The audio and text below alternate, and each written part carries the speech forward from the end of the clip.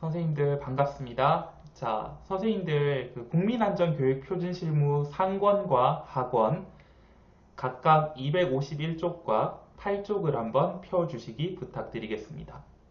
본격적으로 이제 이론 파트에 대해서 같이 공부를 하고 나갈 건데 제가 다른 강좌도 마찬가지지만 이게 약간의 첫 시작은 어려운 거 그냥 암기를 하고 넘어가는 쪽으로 다 바꿨습니다.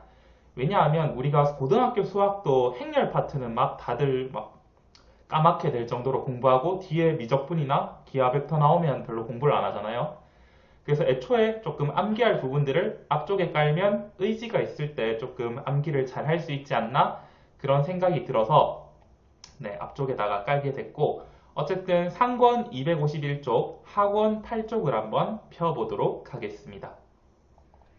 네, 251쪽, 8쪽 이렇게 한번 펴보시면 자, 251쪽에 선생님들이 상권을 한번 파일을 검색하시면 실제 이 파일 상에서는 253쪽입니다. 앞에 두 장은 제외하고 자, 이 251쪽에 나오면 암기를 해야 하는 파트가 나오시죠.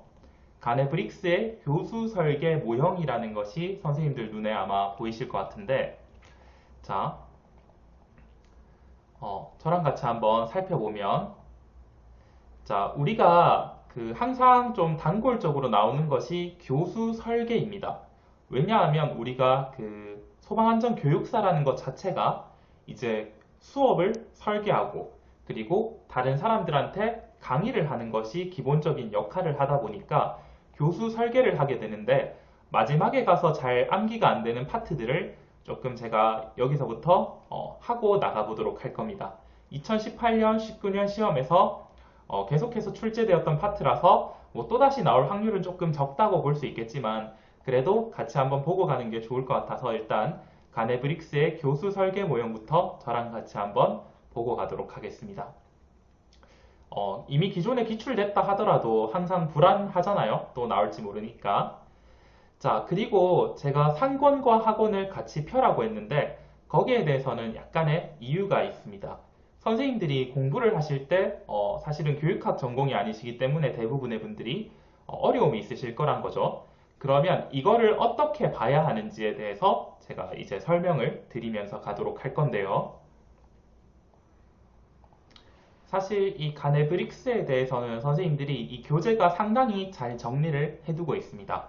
그래서 제가 뭐 구체적으로 더 설명을 안 해드려도 될 정도로 잘 되어 있는데 일단 가네브릭스는 상당히 구체적, 정교한 처방이라고 보시면 됩니다.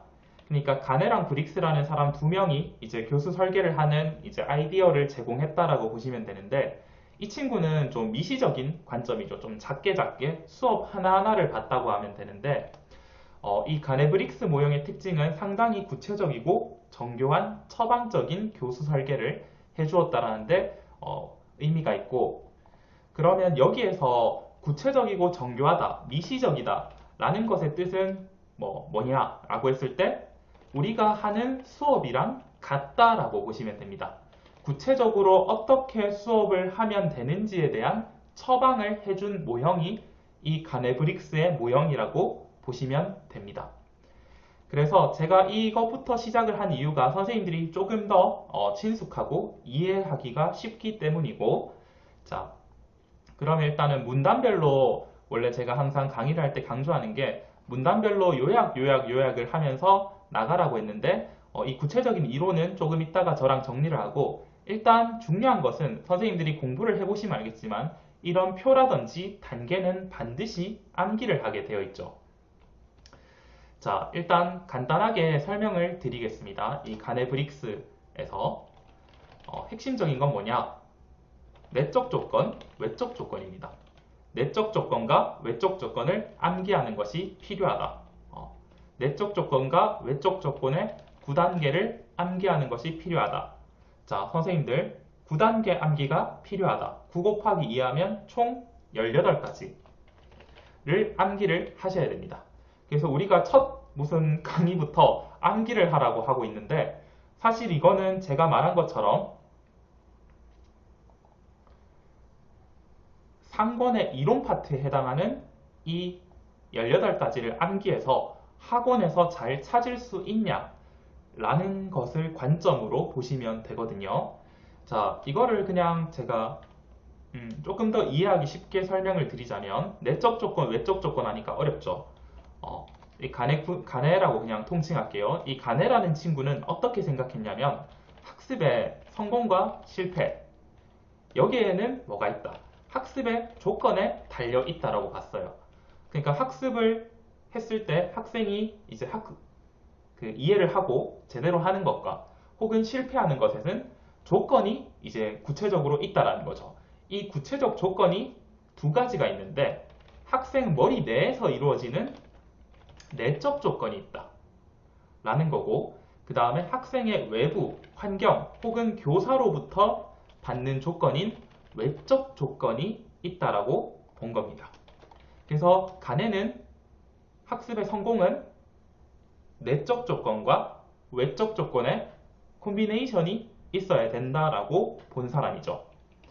그래서 교사가 외적 조건을 이렇게 줬을 때 학생은 내적 조건을 이렇게 머리로 돌려서 학습을 해야지 학습의 성공이 이루어진다는 겁니다. 그러니까 둘 다 중요하니까 둘 다 암기를 하시면 됩니다. 그래서 학습의 조건인 내적 조건과 외적 조건, 혹은 다른 말로는 뭐라고 되어 있냐면 우리 교재 표현으로는 지금 뭐라고 되어 있죠? 이 내적 조건은 인지 과정, 그러니까 학생의 인지하는 과정을 뜻합니다. 학생의 인지 과정이라고 우리는 표현을 하고 있고, 우리 교재에서는. 그리고 이 외적 조건에 대해서는 이제 교수 사태, 이 사태란 건 이벤트를 뜻합니다. 우리 게임에서 이벤트가 계속 벌어지는 것처럼 교수 사태 또는 수업 절차라고 이야기를 합니다. 자, 그러면 지금까지 제가 간단하게 설명드린 거 정리하고 넘어갈게요. 가네브릭스는 상당히 구체적이고 정교한 체계적인 처방을 한다. 그래서 수업처럼 구체적인 그 단계마다 처방을 해주는데, 가네브릭스의 입장에서는 학습의 성공과 실패는 학습의 조건에 따라 달려있다. 이 조건은 내적 조건 플러스 외적 조건이고, 이 내적 조건은 학생의 머릿속에서 이루어지는 인지 과정, 외적 조건은 교수 사태, 그러니까 이벤트를 던져주는 거예요. 수업의 절차마다. 외부 환경 던져주는 것들을 외적 조건이라고 우리 교재 표현으로는 교수 사태 혹은 수업의 절차라고 한다. 그래서 궁극적으로 우리는 이 9단계에 해당하는 18가지를 암기를 해야 한다라고 보시면 됩니다. 자, 그러면 선생님들한테 이제 이 표를 보는 방법을 조금 설명을 드릴 건데, 자, 교사가 이러한 이벤트를 만들면 학생의 머릿속에 어떤 것이 생기는지. 자, 다시 한번. 교사가 이제 NPC라고 생각을 해보세요. 게임에서. 교사가 이벤트를 만들면 학생 머리에 뭐가 생기는지를 한번 생각을 해보시면 이 단계를 외우는데 약간의 도움이 될 건데, 자, 구분이 있습니다. 학습 준비, 획득과 수행, 재생과 전이. 자, 이거는 외워줘야 되는데, 학습 준비는 뭐죠? 도입이죠, 도입. 그 다음에 획득과 수행은 전개. 그 다음에 재생과 전이는 정리. 이렇게 보면 됩니다. 그래서 학습 준비는 도입, 획득과 수행은 전개, 재생과 전이는 정리. 이렇게 해서 3, 4, 2. 물론 책마다 다른데 우리 교재를 기준으로 봤을 때 이렇게 제시를 하고 있죠. 자, 그러면 교사가 이런 이벤트를 만들었을 때 학생의 머릿속에 이런 것들이 생긴다라는 건데, 천천히 저와 한번 살펴보도록 하겠습니다. 자, 선생님들이 이제 2022년에 합격을 목표로 이제 수업을 하는 교사 혹은 안전교육사라고 생각을 해봅시다. 그래서 내적 조건과 외적 조건, 우리 교재 표현으로는 이제 인지 과정과 교수 사태, 이벤트 혹은 수업 절차, 학생 대 교사 이런 느낌으로 보시면 되고, 이걸 공부할 때 단순히 이론만 외우면 잘 안 외워지니까 학원에 있는 수업과 연계를 해서 보면 된다라고 설명을 드렸는데요. 자, 선생님들이 이 수업을 한번 떠올리면서 같이 보시면 좋을 것 같아요. 일단 학습의 준비 단계는 자, 다른 말로 도입이라고 보시면 되고, 선생님들이 오른쪽에 이제 그 학원에 있는 것 중에 아무 표준학습 지도안이나 펼쳐놓고 같이 이해를 하면서 이제 보시면 이 가네브릭스를 조금 더 쉽게 암기를 할 수 있을 것 같거든요. 그래서 그냥 순서대로 저는 여기 있는 친구부터 가도록 할게요. 그래서 교재 8쪽, 실제 교재 쪽수로 8쪽에 있는 불은 고맙기도 하지만 무섭기도 해요. 라는 건데, 가네브릭스는 구체적인 수업에 대한 처방적인 내용이라 했죠.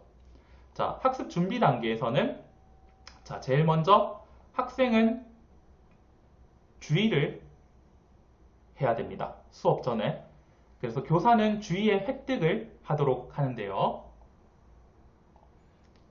이때 여기서 말하는 주의의 획득이 일반적인 교육학적 용어로는 뭐죠? 동기유발이죠. 동기유발.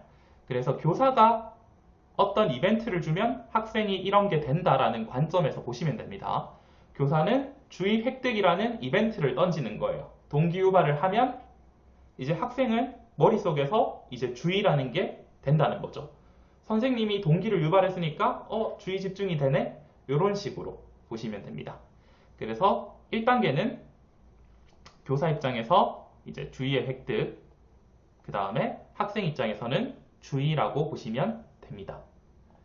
자, 그 다음 2단계 한번 넘어가 보도록 하겠습니다.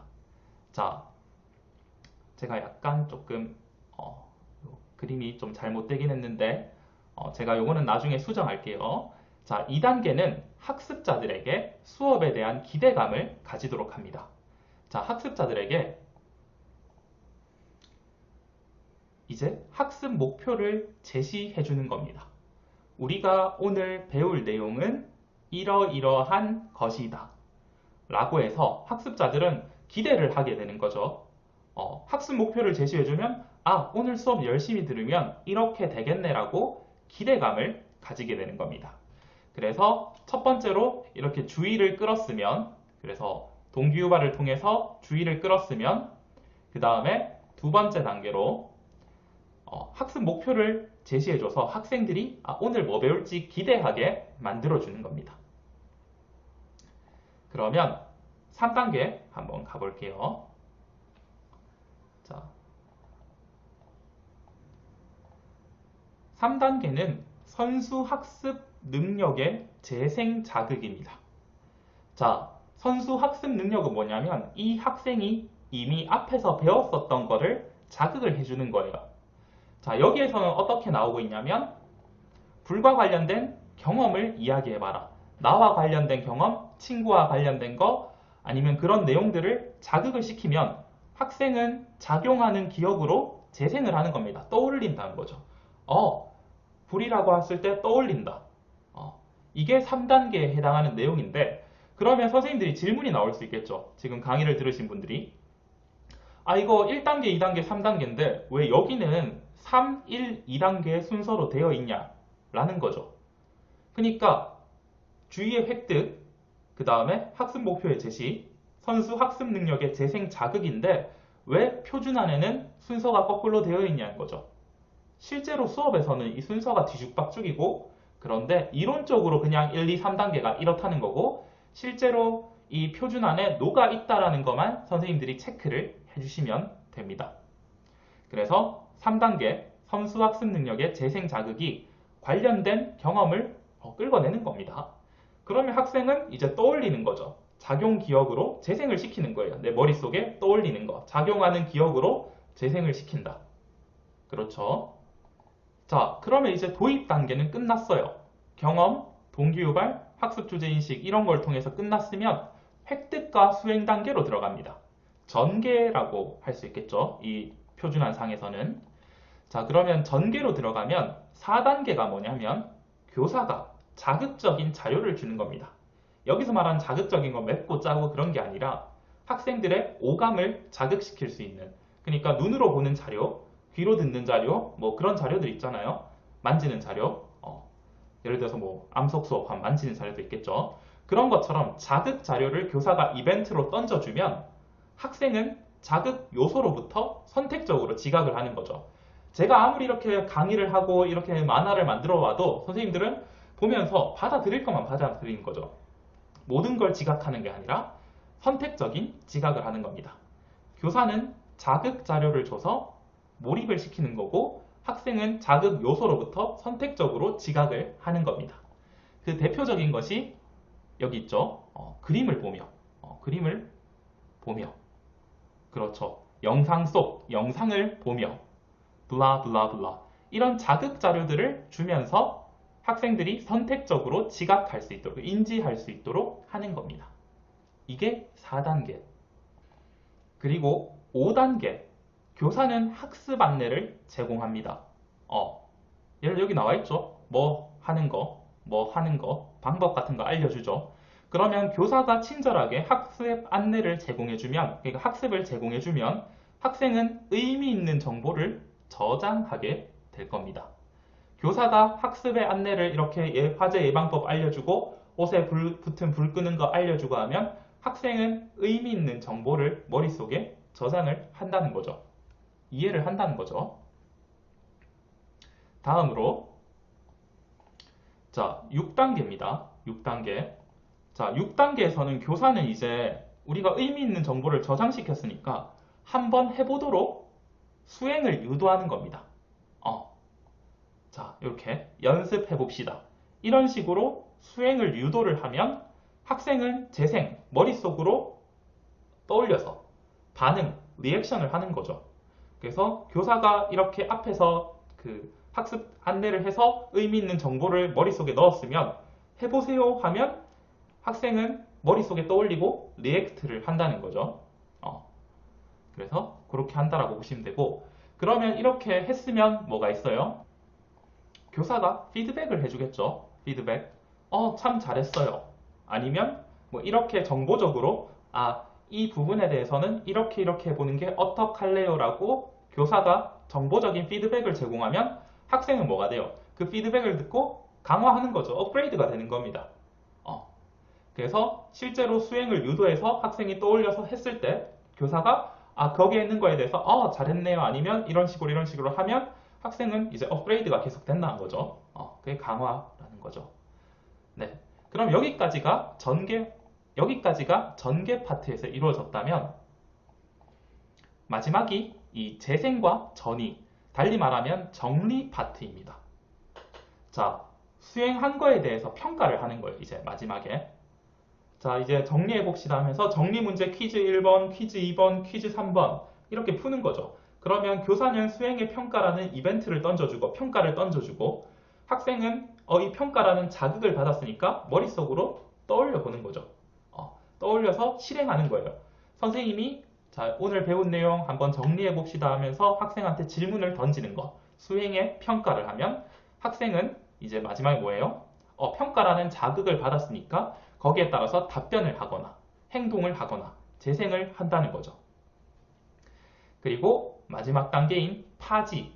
파지는 지식이 쪼개져서 넓혀 나간다는 겁니다. 지식이 쪼개져서 넓혀져 나가고 전이, 우리가 전이가 암전이처럼 나쁜 의미로 쓰이는 게 아니라 널리 이동된다. 지식이 널리 이동된다. 그래서 학생들이 지식을 넓힐 수 있도록 해주고 그 다음에 다른 곳에 적용할 수 있도록 향상을 도와주면 학생은 그걸 바탕으로 일반화 시킬 수 있다. 라는 거겠죠. 그래서 여기 보시면 우측에 보시면 가족들과 하고 생활 속에 한번 넓혀서 쓸 수 있도록 교사가 유도를 해주면 학생은 실제 생활 속에서 하면서 일반화가 될 것이다 라는 겁니다. 자, 선생님들이 제가 만든 이 카드 뉴스 형식이랑 그 다음에 이 교재 그리고 국민안전교육표준실무에 나오는 이 내용, 이것들을 바탕으로 어떤 식으로 공부를 해야 되는지 약간의 느낌은 오셨을 겁니다. 선생님들이 이 9단계는 암기를 해줘야 됩니다. 제가 요 영상 찍은 뒤에 가네브릭스에 대해서 이제 본격적으로 또 설명을 드릴 건데, 근데 전반적으로 제가 말씀드린 내용을 바탕으로 이걸 암기하는 거 한번 생각을 해보셔야 될 겁니다. 그래서 자, 이번 강좌를 요약하면 가네브릭스는 상당히 구체적이고 정교한 처방적인 교육이다. 수업 설계다. 그래서 우리가 실제 하는 수업이랑 같다. 그래서 가네는 학습의 성공과 실패는 학습의 조건에 달려 있다고 봤는데 그 조건은 학생의 인지 과정, 머릿속에서 일어나는 인지 과정인 내적 조건과 학생의 외부에 있는 환경, 교사 같은 외적 조건, 우리 교재 표현으로는 교수, 사태, 이벤트, 그러니까 교사가 던져주는 외부의 이벤트나 혹은 수업 절차로부터 이게 콤비네이션이 되어야지 학습이 성공할 수 있다고 봤고, 그래서 9단계는 실제 시험이랑 실제 수업이랑 똑같이 맞추어서 보면 암기를 하는데 조금 편하다라고 말씀을 드렸습니다.